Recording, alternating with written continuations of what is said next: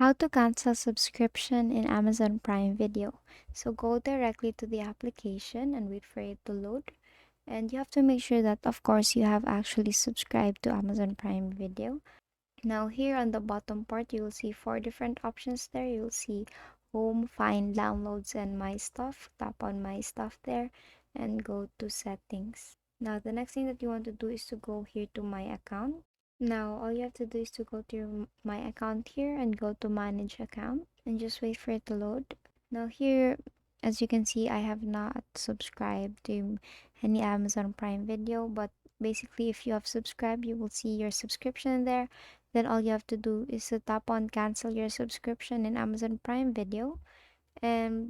And basically, that is how you cancel subscription in Amazon Prime Video. And if it doesn't work, make sure that you have updated your Amazon Prime Video application. And that is all for today. If this video helped you, please give us some thumbs up and subscribe to our YouTube channel for more tutorials. Thank you for watching.